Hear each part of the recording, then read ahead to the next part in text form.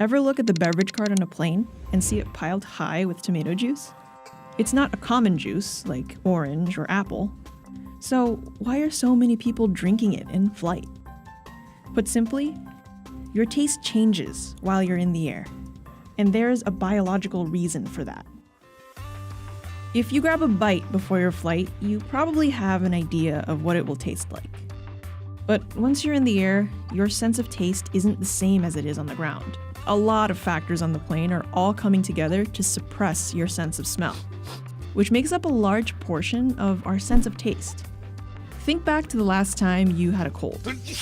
Remember how you couldn't taste anything because your nose was clogged up? When you have a weakened sense of smell, your perception of taste is reduced. So your in-flight nose is similar to your nose when you have a cold, but hopefully with less phlegm. Let's start with the cabin, which is extremely dry. Drier than some deserts dry. The dry cabin dries out your nasal passages, which means your taste buds become less perceptive. But that's not the only part of the cabin suppressing your sense of taste.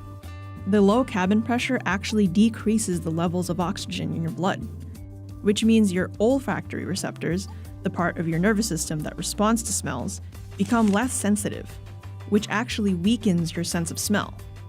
But it's not just the environment inside the cabin that's affecting your senses.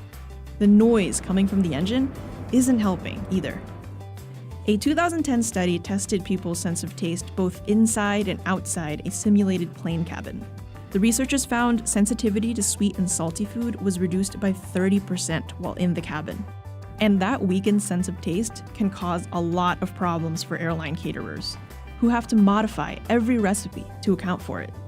To top it off, not every flavor is affected equally. Some ingredients, like curry and lemongrass, actually become more intense in the sky, while cinnamon, ginger, and garlic tend to maintain their taste. Some airlines will use naturally intense flavors, like certain fruit and vegetable oils and concentrates, which helps to lessen the amount of extra salt a recipe might need. So what does tomato juice have to do with all of this?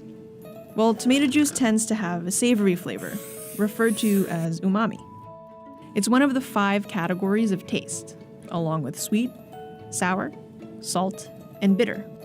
A 2015 study found that with umami, the taste phenomenon is actually reversed.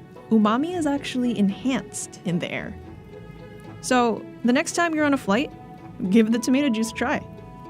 And don't get too upset if your meal doesn't taste as good as you hoped.